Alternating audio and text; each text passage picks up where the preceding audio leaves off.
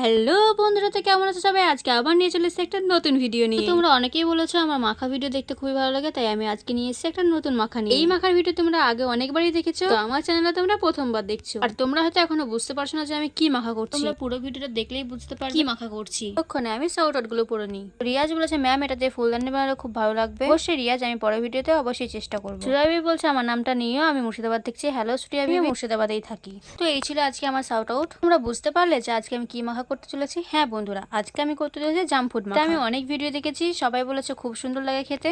আজকে আমি ট্রাই করলাম। তোমরা আমার মতো বাড়িতে ট্রাই করতে পারো। শুকনো শুকনো জাম ফুড তো সবাই খায়, একবার এই পেঁয়াজ টমেটো দিয়ে খেয়ে দেখো, অবশ্যই ভালো লাগবে। পরের ভিডিও তোমরা কি মাখা দেখতে চাও অবশ্যই আমাকে কমেন্টে জানিও। এটা মাখা করার জন্য তো আমি প্রথমে ম্যাগিটাকে ভেজে নিয়েছিলাম, তারপর পেঁয়াজ লঙ্কা টমেটো সবকিছু কেটে নিয়েছি। জাম ফুড গুলোকে একসঙ্গে দিয়ে ম্যাগি ভাজাটাকে দিয়ে দিয়েছি, পেঁয়াজ লঙ্কা টমেটো দিয়ে দিয়েছিলাম। তোমরা শসা কুচিও দিতে পারো, আমার কাছে ছিল না তাই দিইনি। পরে কুরকুরে প্যাকেটটাকে বেরোনো একটা সস ছিল, সেটাকে দিয়ে দিয়েছিলাম। তেঁতুলের চাটনি কিনে নিয়েছিলাম, সেটাকে দিয়ে দিলাম। আর আমার কাছে ছিল রেডিমেড ফুচকা ভাজা, তাই সেটাকেও দিয়ে দিয়েছিলাম। গন্ধরাজ লেবু উপর থেকে বিট লবণ ছড়িয়ে মাখিয়েছিলাম। যে পাত্রটা নিয়েছিলাম সেটাতে মাখাতে অসুবিধা হচ্ছিল বলে বড় পাত্র নিয়ে নিয়েছি। কতটা লবণীয় লাগছে দেখো, খেতে তো অবশ্যই ভালো লাগবে। আমার ভিডিও দেখতে তোমাকে কেমন লাগে অবশ্যই জানিও, আর তোমার নামটাও জানিও। তো আমি বাড়িতে সবাইকে দিলাম এটা খেতে, সবাই তো বলো খুব ভালো হয়েছে। ভিডিওটা ভালো লাগলে লাইক এবং সাবস্ক্রাইব অবশ্যই করে দেবে। আজকে মতো টাটা।